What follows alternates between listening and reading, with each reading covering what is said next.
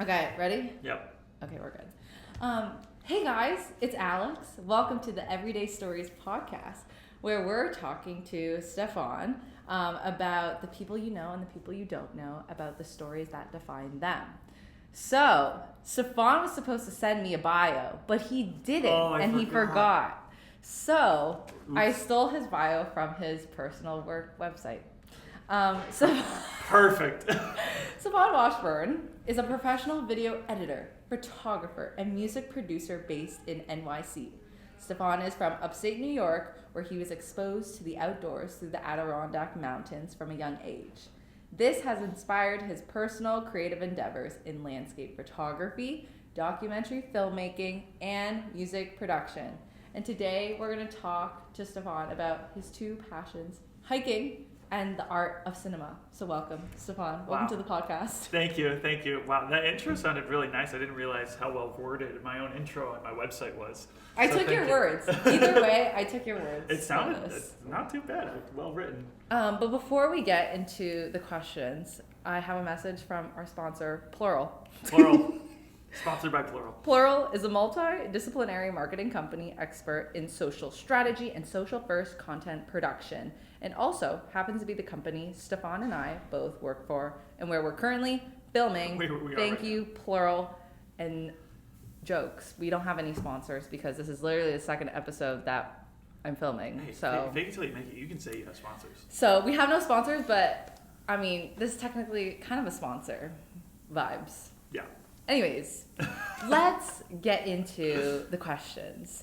The first question that I had for you was talking about what drew you to both hiking and like videography. So with hiking, it's like, at least the hiking that you do, you have like no service, you are in the mountains, nothing else is around you. Whereas I feel like with videography, movie, filmmaking, it's all about like bringing people together. It's like high tech, so much going on. Whereas in nature, you're kind of just like, there's nothing else around you but peace a little bit. So tell me about what drew you to both hiking and also like filmmaking. I always forget that it does that. I just want to say first, that's a really good question. I don't think anybody's ever asked me that. So it's a good question to start Okay. because I never thought of it that way. But the bottom line really is that like I've loved movies since I was like as far back as I can even remember, like as far back as my memory goes.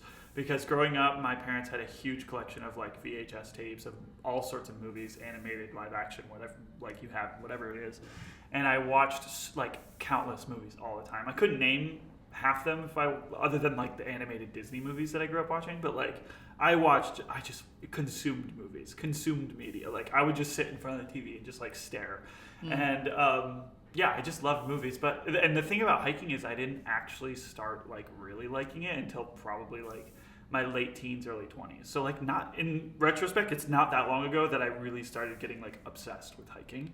So it's funny because movies have been in my life since I was a toddler basically. Hiking has really only been in my life to the point where I enjoy it in the last 8 to 10 years, I would say. Because like I did grow up hiking too, but I didn't love it as a kid. Like it was not my thing.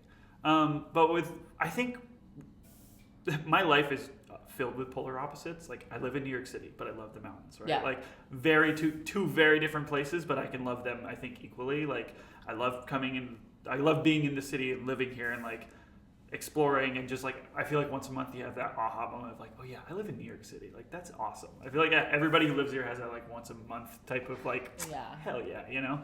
Whereas like when I'm upstate or like in the mountains or whatever, like I love the tranquility and like the peacefulness of it because there's just something to be said about being so disconnected from this. Like this can get so loud and so overwhelming sometimes that you just need a minute. And like that's why I'm so grateful that I grew up there and that is like what I consider home because I can go there and just get my like zen for a bit, you know, just like reconnect, literally ground myself, like touch the earth, touch the trees, touch grass. Yeah. Like it's a real thing.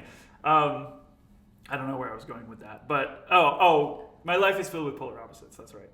So I think what draws me to both so much, truthfully, is like I love movies not necessarily because of like the chaos of making them, but just like storytelling. And I love the outdoors for the peace and tranquility that it brings me, but also when it's done and I come home and I tell my family or my friends or whoever like the story of the day. Like, I woke up at this time, and then I did this, and then I drove to the trailhead, then I signed in, and then halfway up my hike I heard something in the woods and it freaked me out, and then at this time I made it and the sun was rising and I was making it to tree line, and you know, like there's always a story to tell for every single hike. And I think that, and then movies, like those two things have in common. And I love both so much. I love telling stories. I love watching stories. I love reading stories. Like, I think they both have that in common. And then, like, I also just enjoy the polar opposites of movies and mountains. Like, they're very different, but they also do, in a way, have some things in common. You can find peace and tranquility while watching a great movie, and then also find peace and tranquility while you're completely disconnected from the chaos of the modern world. So, yeah, it's a really good question. No one's ever asked me about it, so I had to really think about it. I like the way that you connected it through storytelling. For some reason, I didn't think like hiking and storytelling were connected in the way that you explained it, but I kind of love that. Yeah. The whole aspect of storytelling, but because I think for movies, for one, it's all about storytelling. That's the whole reason why people almost like make movies. Right. But I like that connection. Onto the hiking side of things, I know that you are a 46er. Correct. Would you like to explain what a 46er is for those who don't know? Yes. So an Adirondack 46er is somebody who has summited all 46 of the tallest mountains in the state of New York. So it's a list of 46 mountains. They all, but 4 of them, so I guess technically 42 of them, rise above 4,000 feet. The original survey that happened in the late 1800s, unfortunately, wielded some incorrect results, and those bottom 4 on the list are actually just under 4,000 feet. But the list remains the same just due to tradition. And so in the early 1900s, in the Adirondacks, these 2 young boys who were actually from New York, along with a guide in the Adirondacks, basically like summited all 46 over the course of a couple of years, and they plotted it, and they used the original survey of the mountains to map it out and climb them.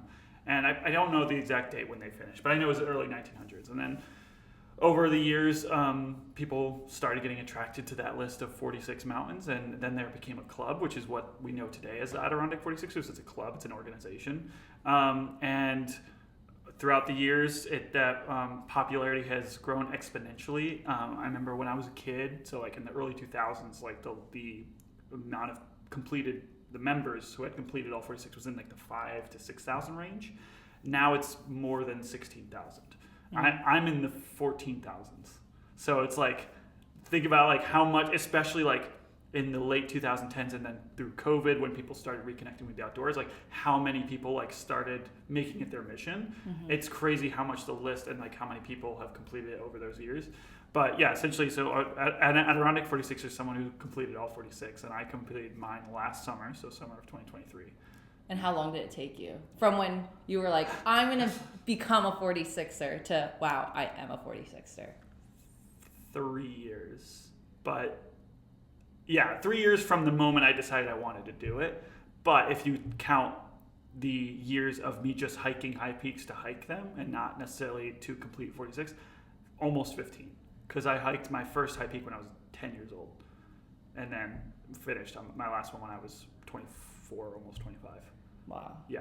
So if you count like, the years, which I like to say, I like to count because even though I didn't have the goal, I still was doing them. I was still hiking them like through the years with my dad and my brother and stuff. But I didn't officially say I want to be a 46er until 2020.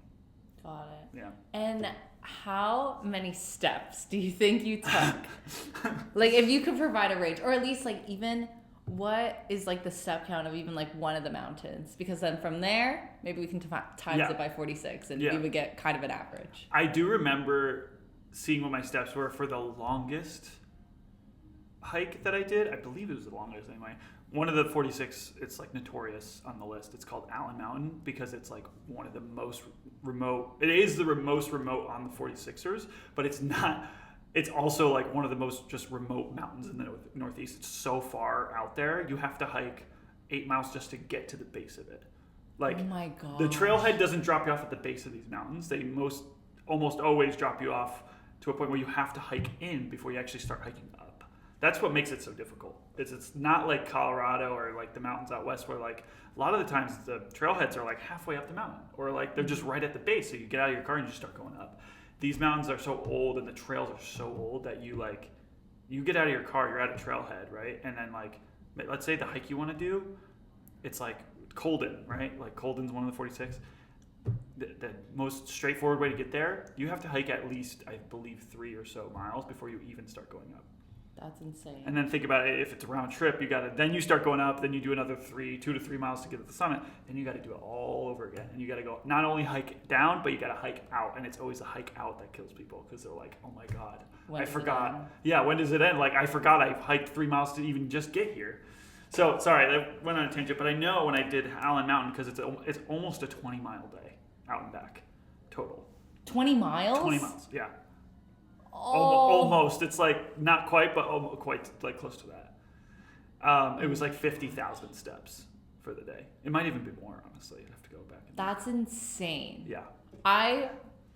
My hips, my knees, my ankles, all of my joints would literally give out. That's insane. It's a long day. How long did it take you? Almost 12 hours, so like 11 hours, I would say. And when did you start the hike? 4 a.m. Yeah, my buddy, or is my friend now, but it was actually somebody I hadn't met until that day. We connected on Instagram. He was like a mutual friend, and I was like, I wanted to do Allen with somebody who had done it before, because I was like, this is the one that everybody talks about. That's so remote. It's kind of sketchy, actually. To go on a weird side tangent real quick, this is kind of sad, but there's currently a missing Canadian hiker right now in the Allen Wilderness that have not found his body, or they haven't found him in almost a week. It's been almost a week he's been missing, and it's like full on winter right now, so it's not a good sign if they haven't found him yet. And he was hiking. He was hiking Allen, yeah, by himself. Mm-hmm. Wow. So like that just goes to show, and it's not about like you might think like supernatural or like there's a killer on the loose. It's not that. It's just so rugged. It's so remote. It's really easy to get lost, especially that one, because the trails are so old and they're not even real trails. They're not like there's a designated trail, but it's not maintained. It's not really well kept. There's really no trail markers. Like, it's just kind of this path that you follow, and you just gotta hope you're on it, right? Wow. I mean, you can have a GPS; they'll help you out. But so anyway, yeah. So that one is it's notorious, and so I went with my friend who I was like, I need to do it with somebody who's done it before, just so they can point out like, oh, I remember this, I remember this, I remember that, you know, because that's super important for mountains that like you're a little wary of. Like, I don't know, man, I haven't been there before, you know, where there's other hikes that I've done once before, or even if I haven't done it before, I just haven't, like, I just know, I'm like, I know the area, I think I'll be okay. And when you do a hike, especially like these high peaks, is there ever a moment where you're thinking about doing a hike or you're starting the hike and you have like an oh shit moment, like I'm really freaking scared, like I'm about to do like a 20-mile hike? Yeah. Oh, absolutely. I think every hike ever, I get that feeling. Like any hike, pretty much every high peak hike I've ever done, I've had that feeling. There's the nerves the night before. You're prepping your bag. You're making your peanut butter jelly sandwiches the night before. You're getting your everything you need. Like, you're just like prepping, and that's when the nerves start to set in. Then you try to go to bed early to get a good night's rest, but then you can't sleep because you're so anxious. And then next thing you know, you only got like 2 to 3 hours of sleep because you're so anxious. And then you wake up early, and like the anxiety really doesn't go away till you really start the hike. Like the moment you get out of the car and you actually start walking, that's when it finally starts to go away, because it's almost like the anticipation is worse than the hike itself. Like once you put one foot in the front of the other, you're like, okay, I got this, you know. But there is that anticipation gets me every time. Even this summer I did a hike, and I did my favorite mountain, which is Algonquin, and I hiked it. I was going to do it for sunrise. I'd never done it for sunrise before, and I'd been wanting to for a long time, and I was like, this is the perfect day, the weather's perfect tomorrow. It was like a Tuesday, and I had the day off or whatever, and I was like, I'm gonna get up. I got up at like 1:30, and I had gotten maybe 2 hours of sleep. And you got up at 1:30 in the morning to do a hike? Yeah, because in the summer, the sunrise is earlier. And you're on a mountain, so you're elevated. So you got to get up there early. And where my house is in the Adirondacks, it's an hour and a half drive from the trailhead. So I have to allow for ample driving time and ample hiking time. And that was me like, I kind of I underestimated how long it was going to take me. I thought I'd be faster than I was. But truth is, I haven't hiked a lot in the last year just because I've been busy. And I wasn't really in hiking shape. I was like halfway up and I was like, oh yeah, this is like I love this mountain. I've done it 4 times, but like it still gets me, you know? Wow. So, but yeah, even that hike, like I was nervous. I mean, I was in the woods. It was dark and there was nobody around, you know, I was completely alone. It was, you know, there was bound to nobody be there. I was doing it at 3 a.m. on a Tuesday, you know, like there's nobody there. But I've also had other moments where like it's more of a mental thing. Like that wasn't so bad because I was like, I trust where I am. There was one hike I did a couple of years ago. It was during COVID actually, and it was like during what we call shoulder season. So like November right now. Well, it's December. Last month, November would be considered shoulder season. It's like it's not fall anymore. The leaves have already fallen, but it's not winter yet. But there's snow on the tops, but not on the base of the mountain. So it's like weird time. Nobody hikes during shoulder season. Like it's very rare. And so I was going out hiking. I was going to do one of the mountains I had to do for the 46, and I was like so confident going alone. And I don't know what got to me, but like I had hiked the 4-mile approach in already, so I had already gone pretty deep. And then I finally started going up the mountain. Okay. And I was maybe halfway up, and I just got way in my head because then I remembered I was like, oh, when I signed in at the trailhead, I was the only name on that sign in. And then I was like, and I know there's nobody out here. Now I know there's nobody out here. It's shoulder season, so it's dangerous. And also like I'm far away from my car. I'm far away from civilization. I'm far away from any help whatsoever. Yeah. And that really threw me. I was like, whoa. Like it took me a couple hours to get there. Yeah. Because the whole hike in, I was fine. I was good. I was like, yeah, I'm going to do this. And then I don't know what clicked, but it just, all that stuff finally added up in my brain. I was like, whoa. It's like fear. No, it like fully kicked in. I was like scared. I was like, I'm scared to be out here right now. Yeah. So my question to that is, why do you do it? Why do you hike? It's a tough question because like I said, I didn't like it when I grew up. Like and there are still moments where like, yeah, I get a little annoyed because like, it's a weird thing we do. Like you're just walking up a hill, essentially. You're walking uphill. You're walking up a slanted part of the earth. Like it's a weird thing that we do, but I think like my mom put it really well. Because I even asked her, I was like, Mom, like why do I love this all of a sudden? Like what's wrong? I was almost like, what's wrong with me? Like I'm obsessed. And she was like, she told me, she's like, you've always since you were a kid, like gone towards the thing that scares you. And so I do think that's part of it. I don't think that's the whole reason, but I do think that has quite a lot to do with it. Because the truth is, yeah, I used to be kind of scared of hiking. I used to be afraid of it.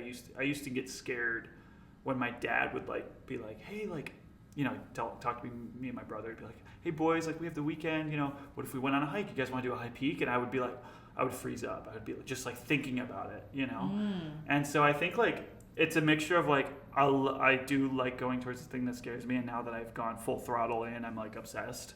And then I think the other thing is like there is just this is specific to the Adirondacks, I think, and the high peaks specifically. But there's just I've not hiked anywhere else like this place because when you start, you're completely wooded. You don't even really have an orientation of where you're going. You're just kind of in the woods, it feels like, and you just fall on the trail, and you start going uphill, you lose your breath a little bit, you get a little tired, and you're like, whew, man, this is tough, you know? And then more time passes, you keep going, and then all of a sudden you start to notice, oh, the trees are a little shorter. Oh, now that's mostly evergreen and pine trees. Like, there's no more oak trees or whatever other trees, deciduous trees, I guess you would say, or birch. Like, now I'm like, I've definitely gained some elevation. Oh, there's a little wind coming. Like, it's that journey of going up that like really drives me, because like once you start reaching that point, you're like, oh, we're getting close. And then you get like that summit fever of like, I gotta get there, right? Yeah. I gotta see what it is. And then you just keep going, and then next thing you know, you get to tree line and the trees go away because they can't survive that high up with the harsh conditions. And then all of a sudden it's like rocks and like alpine vegetation, and you're completely transported to another world.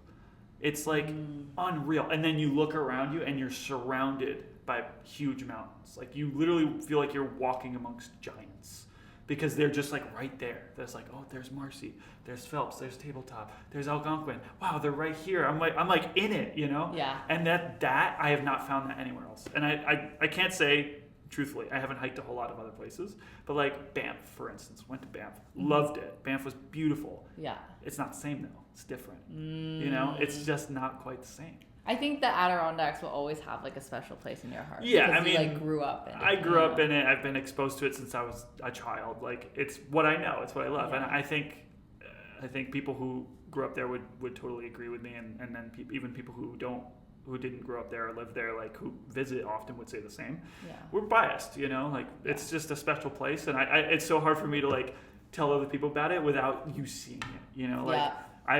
Every person I talk to about it, I'm like, I wish I could just like transport you there right now, just so you knew what I was talking about. Yeah. But it's just not. This is not how things work. But yeah, like it's.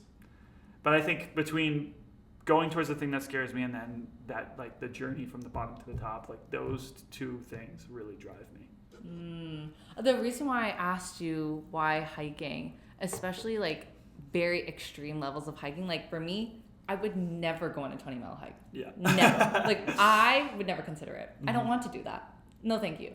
But I always wonder, like, for people who do, like, extreme hikes like that or do, like, some sort of, like, really dangerous mountaineering or, you know, that rock climber, what's his name, Alex? Oh, Alex Honnold? Yes. Yeah. When he just, like people who do that are just, like, free climbing. Yeah. Or, like, people who skydive or do things that are like so extreme that you can either go missing, you can die, you can break something, like why people do it. But I think it always comes back to like maybe there's something about like overcoming this fear of something or the sense of like adventure or as you said, like the journey of things. So I think like it's probably why people do these crazy things. Yeah. And also like as a viewer, just like listening in or watching something, it's like pretty freaking insane. Yeah. So. Yeah, it can be pretty crazy, and I know people like, you know, they think it's kind of funny, you know, and I see why it's funny, you know, like even myself, I kind of like kid myself. I'm like, why? Sometimes I'm like, why am I like this? You know, like why do I need it so bad? Why do I care about it this much? Especially, I think it's especially hard when I think about I didn't like it as a kid. But now I love it, and now I like can't live without it. You know, like it's one of those things where it's become like it literally went from something I did not care for whatsoever to like I genuinely, if I lost Adirondacks, my friend has a great like analogy or whatever for this, and I fully agree with it. If he lost the Adirondacks, or if I lost the Adirondacks, we felt the same way, which is like it'd be like losing like your best friend or like losing like a loved one. That's how it would feel. And like I equate Adirondacks and hiking together as one thing because that's what I know and that's what I love. And that's what it would feel like if I lost that, you know. And I think the same thing goes for like skiing too, because like I've been skiing in Adirondacks since I was a toddler, you know, since as far back as I can remember. So, yeah. Well, the good thing about the Adirondacks is that it's not a person. Hopefully, it can be there forever. Yeah. So unless we kill the Earth, but which is real. Let's hope that's not going to happen. But I wanted to ask you because you talked about how you wish you could just transport someone to like the Adirondacks to see like how beautiful and insane it is, which you kind of did because you made a film about it. That's true, I did. So talk me through like making that film, what your process was like, putting everything together. Well, it's funny. I didn't want to make a film right away. Like, it was not, like, my thing. Like, when I said I wanted to finish 46, that was not on my mind. I wasn't like, I'm going to finish 46 and make a film about it. I almost wish I had that mindset. I think it would have been made making this movie a lot easier. But, in a way, the charm, I think, of my short film is, like, the fact that it's kind of scrappily put together. Like, I didn't go out to shoot it. Like, the only thing I really shot for it was like an interview I did about it where I was telling the story. And then my friend John, who came with me on my last hike to finish the 46, he shot the whole thing on his GoPro. And I was like, perfect, you know? And like between that and just like other random footage I had from my phone, from my camera, like whatever I could find, I used. You know, I used a plethora of resources to put it. And I think it was a challenge because it took me months to come up like, how am I going to tell this story? Like, because I have to tell the origins, like that I'm from here, you know, that I grew up here, but I didn't like it, you know. I have to tell like what changed in me, like what was the driving thing, you know. Like I had to these story beats I had to find, and it took me a while. And I remember I had like an epiphany moment, like one night I was laying in bed and I was like, I know how to do it now, you know. Yeah. And I like got up and I wrote it down. And I was like beat for beat. And so, but it took even longer to just like wrangle all the assets I needed, all the footage, all the pictures from when I was a kid. I was calling my mom. I was like, do you have that picture of me and Alex, my brother, when we were like babies on, you know, this mountain? She's like, oh, let me look and find it, you know? And it was amazing that she was able to find most of the pictures I needed to help tell the story. But it was like, it was really nostalgic going back and looking at some of those photos because it made me think about hiking them as a kid with my dad and my brother and my mom and being like, scared, and then also like seeing the lack of people too, because like I said, like that they weren't as popular back when I did them as a kid. Now they're so popular. And so like on a lot of these pictures it's like nobody else on the summits, you know. I was like, wow, it's not like that now, you know. It's very different.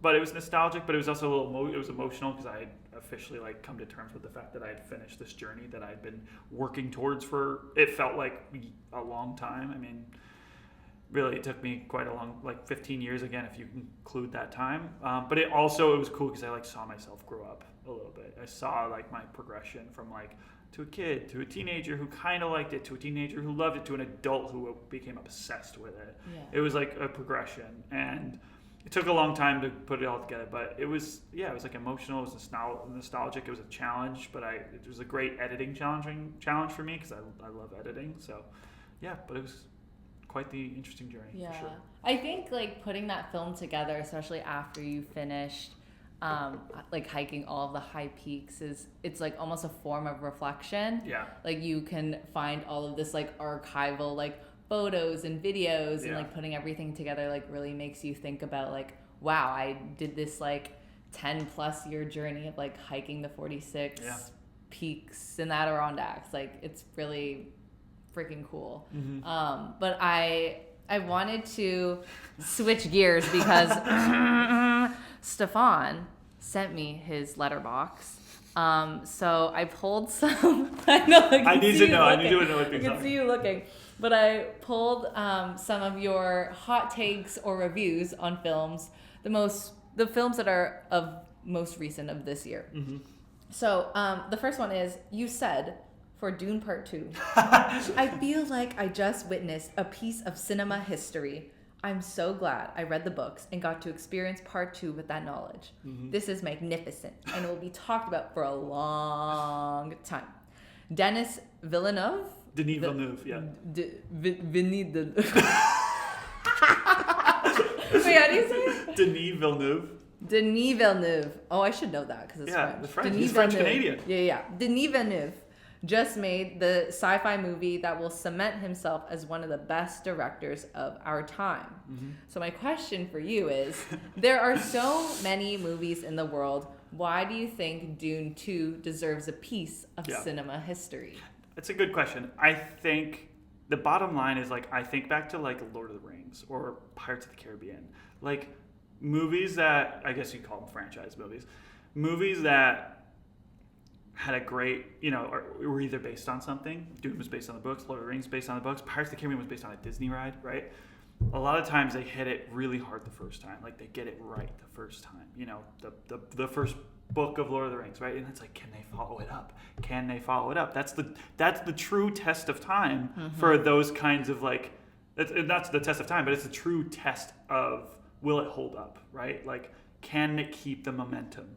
And I think that's what I mean because it did. And it not only kept the momentum, it like exceeded it. You know, a lot of people, I think, across the board, across general audiences, liked Part 2 more than they liked Part 1 because it was more exciting, more action, right? It was just like the plot beats moved faster, like the story moved faster, like everything made more sense, right? It all came together. And so that's why I feel like, because it doesn't happen that often anymore. I feel like a lot of times you get a half-baked sequel most of the time. Yeah. For any film or franchise of movies, take your time with Yes. sequels. Yeah. Agreed. Like, I waited 10 years for The Incredibles to come out, and I also waited 10 years for Avatar. Mhm. Both of the sequels were so freaking good. Yeah, and agreed. Dune 2 did come, like, a lot quicker than Yeah. than obviously, but like, the still first one came out. slower, I think, than some others now. Yeah, I mean, like, Marvel's Marvel's a machine. They just keep churning them out. But is bad. yeah. But anyways, they fell off hard. Sorry, Marvel. You're just I know, not it anymore. but don't take a pause. Yeah. Take a pause. Think Take through the your time. sequels. Take the time. Writers, They have the take money. note. Yeah. Yeah. Okay. For your second review, for your review of The Joker, you said, wow. took me a while to gather my thoughts on this. Overall, I did not hate it by any means. It certainly was not what I was expecting, but I don't think that's a bad thing. The story is a bit confusing at times, but after some thought, I actually think this movie knows what the hell it's doing. Mm-hmm. Certainly not as good as the first one, but a solid sequel. Yeah. My question for you, my questions for you are, Joaquin Phoenix or Jared Leto as Joker? Joaquin Phoenix, easy. Lady Gaga or Margot Robbie Ooh, that's hard. as Harley Quinn? I love them both, and they played them very differently. Oh, I love you, Gaga, but I gotta go with Margot Robbie. Okay. Yeah. For your review of The Substance, you said, easily one of the best films of the year. Stefan, I'm not backing down. have you respected the balance? I do respect the balance. Yeah, 100%. Okay. Have you? I will leave that unanswered. And lastly, for your review of Wicked, Oh no. you said last 20 minutes goes hard. A little True. too long, in my opinion. Mm-hmm. Color grading is just not good. I was waiting for this big aha moment of, wow, this is amazing. It never came. ... I'm sorry. So if you could change anything about Wicked, what would you change? That's a good question. Well, first thing is the length. I think it's just a it's a tad too long. Because I think what confuses me about it being so long is, like, I've seen the show. And, like, the show is probably like the average Broadway musical. It's like 2.5 hours long, right? So how the hell did Wicked Part 1, which is Act 1 of the show, become almost 3 hours long? That doesn't add up. Like, what am I missing here? You know, it just, the pacing, I think that's what it is, really. It's the pacing felt really slow. Moving from sequence to sequence, from scene to scene, felt just very slow. Like, it was just tough. I was just like, all right, can we move this along, please? What would you cut? It's hard to say because I don't remember, like, I can't, like, but, like, I would say this. There's a lot of stuff that just goes on in, like, what's it called? The Shiz University. Like, there's just a lot of, like, little, like, bloop, bloop, bloop, you know, kind of, like, just, like, that's really bad. Like, what's the best word? Filler. There's a lot of filler in there of just, like, life at Shiz University. I'm like, I don't really care. Just move the story along. You know, like, I want to know what's going on with Elphaba. She's got this conflict going on. She's learning that she has these magical powers. You know, what's going on with Glinda, like, and their conflict. Like, tell me more about that. You know, like, why? Like, I feel like it just bounces between the two so often, and then, like, these little like what do you call them? Campy kind of what's the MCU word? Like the word they use quippy. It's very quippy. There's a lot of quippy moments. And I just felt like, I feel like this can be pushed along a little faster. Yeah. I feel like that's so many movies. No, it is. Like, nowadays. Yeah. Wicked is not the only one. Yeah, I feel like sure. movies nowadays, like, the average runtime is like 2.5 hours, almost like 3 hours for some movies. And I feel like as a society, our attention spans have gotten so much smaller that we literally have TikTok and other video platforms and features where we watch 6-7 second videos, and now we have movies that are 2.5 hours. Yeah. It doesn't make sense. Listen, it's not the time that bothers me, because, like, you've heard me talk about this movie before, but, like, Oppenheimer, great example. It's a 3-hour movie. That's a long time. The pacing, though, is relentless, and 3 hours flies by. That's true. So, like, except for the last 30 minutes. The last 30 can get for sure, because then you start to feel it, and you're like, oh, okay. Yeah. But if I'm feeling that 20 to 30 minutes into a movie, God, that's a problem. Yeah. Like, that needs to be addressed, because with Oppenheimer, or even Dune Part 2, or like Lord of the Rings. Those are movies that the pacing is so perfectly, they knew what they were doing with the pacing. They're like, we're going to speed up here, we're going to slow down here. We're going to speed up there, we're going to slow down here. And it keeps you engaged, and almost it keeps you on the edge of your seat because you're like, what's next? I got to know what's happening next. Even if there's a moment of like, hold on, let's chill for a minute. We have this intimate scene between these two people, or whatever the heck it is. Pacing like matters so much. Like, it can make a 2.5 or 3 hour movie or longer feel less. Or it can make a 2 hour, 40-minute movie feel like 3.5 hours. Yeah. You know, like it really is important. So actually, to answer your question, pacing and cut off about 20 minutes of it. Yeah. I hope films, at least many films, can audience test. Because I went to an audience testing once, and I can finish with the story. Wait, what was the movie There was one again? time I went to this audience test for The Color Purple, the new one that came out that Oprah Winfrey, Steven Spielberg helped produce. Mm-hmm. And after we watched the film, I was a part of a group of 20 of us that basically sat with the director, who also directed Beyonce, like one of Beyonce's like visual albums too, which was crazy. But basically, they asked us all of these questions about what we thought about certain parts of the film, like our true opinion. And they took a group of us that, for me, like I hadn't seen The Color Purple, the musical, hadn't read the book, hadn't watched the original movie. There were some people who were diehard Color Purple fans. Yeah. So there was like a range of people. And I basically said, I was like, my biggest contribution was, I don't like the ending. Mm-hmm. I said the way that it ended was just like, and I don't even know if I can like say it, but because I like signed a contract. Basically, I just didn't like the ending. I thought it was a bit too like quirky, and like it could be cut. It literally could, this whole part could be cut out. Yeah. And then when I watched the film a year later, they took the entire part out. Wow. Yeah. And so I was like, so it really does matter. And I was literally watching the movie in theaters, and I was like, whoa, they literally cut it out. I said my one statement, which everyone else also agreed with me too. Uh-huh. Like they just like, they spent all this time and energy putting this scene together to ultimately cut it. And I was like, I helped in making The Color Purple. I made a contribution. You should put me in the credits. But that is the power of, I feel like, audience testing and I agree. Film length and just like our reviews and what makes movies like great or really terrible. Well, there can be a problem with too much audience testing as well, because then they start to pander to everybody's needs, and that's just not good. Like they should be able to make an executive decision based on all the feedback and say, okay, this feedback is actually pretty constructive, we should take it. This feedback is silly, let's ignore it. Yeah. You know, like this doesn't matter to us. And I think what's the problem with like modern movies now is they're audience testing too much. And then they're taking all the feedback and trying to pander to everybody. It's like, you can't pander to everybody. Not everyone's going to like your movie. That's okay. You know? Not everyone is going to be happy. Just like Wicked. I'm sorry. Also, I feel like I need to defend myself with this Wicked thing. Because I'm getting a lot of flack for it when people ask me what did I think, and I say it was mid.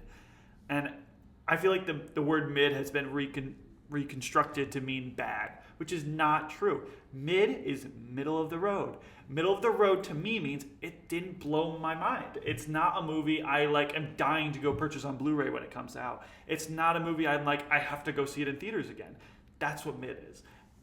And my other thing about it is, because the first thing I said was the last 20 minutes goes hard. And that is so true. I felt something in the last 20 minutes. But there was only really one other scene during the movie that I felt something like that. Or at least had me give an emotional reaction. Because during Defying Gravity, during those last 20 minutes, I was like shaking in my seat. I was like, oh, let's go. That's what I said. I was like, this goes hard. Yeah. And then there was another moment earlier. I won't spoil it, but like, I was emotional. I was like, this is a really well done, well paced scene. Yes.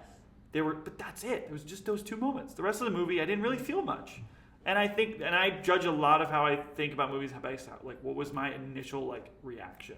What did I do? What did I feel? You know, was I shaken? Was I curling up? Was I like engaged, the edge of my seat? Like all those things I factor into how I felt about a movie.